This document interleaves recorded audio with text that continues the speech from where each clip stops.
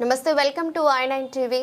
ప్రజా సమస్యలను క్షేత్రస్థాయిలో తెలుసుకుని వాటి పరిష్కారానికి నిరంతరం కృషి చేయడమే కాంగ్రెస్ పార్టీ ప్రధాన ఉద్దేశమని టీపీసీసీ రాష్ట్ర ప్రచార కమిటీ సభ్యులు సామిడి గోపాల్ రెడ్డి అన్నారు. మంగళవారం ప్రశాంతి హిల్స్ డివిజన్ 58 పరిధిలోని ప్రశాంత్ నగర్ 34వ వార్డు మరియు మురళీకృష్ణ నగర్ 13వ వార్డులలో ఆయన పర్యటించారు. ఈ సందర్భంగా స్థానికులతో నేరుగా మాట్లాడి వారి సమస్యలను అడిగి తెలుసుకున్నారు.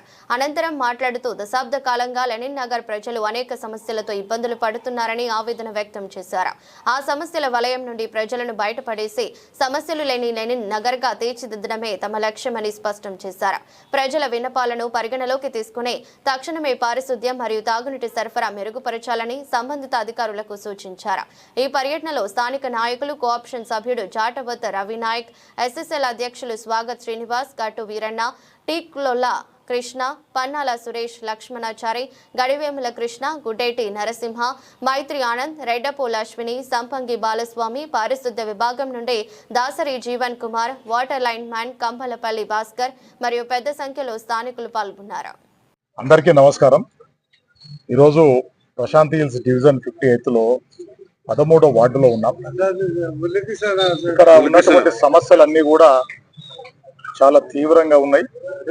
స్థానికులందరూ కూడా మా కాంగ్రెస్ పార్టీ నాయకులను సంప్రదించి ఇక్కడ రావాల్సిందిగా వారు అభ్యర్థన మేరకు మేమందరం కూడా ఈ వార్డులో తిరగడం జరిగింది. ఇంటింటికి సమస్యలు ఏమున్నా కూడా ఖచ్చితంగా కాంగ్రెస్ పార్టీ పరిష్కారం చూపుతుందన్న ఆలోచన ఈ ఓటర్ మహాశయులకు ఉండడం అనేది నిజంగా మా పైన పెట్టుకున్న నమ్మకానికి ఇది ఒక నిదర్శనం.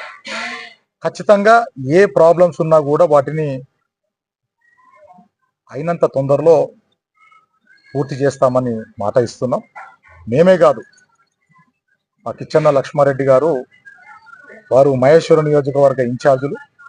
ప్రతిరోజు వారు చెప్పే మాట ఒక్కటే, ప్రజల సమస్యలు తెలుసుకోండి, ప్రజల సమస్యలు తీర్చడంలో మీ ఎఫర్ట్స్ని పెట్టాలి, మీరు అక్కడ కష్టపడాలి, మా ఎంబడ తిరగడం అవసరం లేదు, ప్రజల మధ్యలో మీరు తిరగాలన్న ఆయన ఆదేశాలు. అందులో మాకు కూడా ఇంట్రెస్ట్ ఉంది, ప్రజల సమస్యలు ఎక్కడ ఉన్నా కూడా తీర్చాలన్న ఆలోచనలో మేమున్నాం. కాబట్టి ఈరోజు 13వ వార్డులో మేమందరం కూడా తిరగడం జరిగింది. సమస్యలు తీర్చుకున్నాం, ఖచ్చితంగా పరిష్కారం చూపుతాం, ఇందులో ఎటువంటి సందేహం అక్కర్లేదు. నేను ఇప్పుడే చెప్తున్నాను, స్థానిక సమస్యల పైన నిరంతరం పోరాటం చేస్తాం. స్థానిక సమస్యలను నిరంతరం పూర్తి చేసే ప్రయత్నంలో కాంగ్రెస్ పార్టీ నాయకులు ఉంటాం. అంతకుముందు కొంతమంది కాలనీ సభ్యులు కానీ బస్తీ వాసులు కానీ అడగడం జరిగింది. ఇక్కడ ఉన్న సమస్యలు దాదాపు 10 సంవత్సరాల నుంచి ఉన్నాయి. వాస్తవానికి వాళ్ళు కూడా అదే చెప్తున్నారు.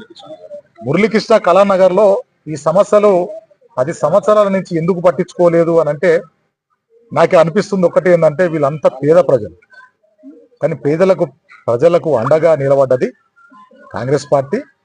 ఆ కాంగ్రెస్ పార్టీని ఓటర్ మహాశయులు ఓటేసి గెలిపించుకున్నారు. కాబట్టి ఖచ్చితంగా వాళ్ళ సేవలు మేము వినియోగించుకున్నాం ఓటు రూపకంగా.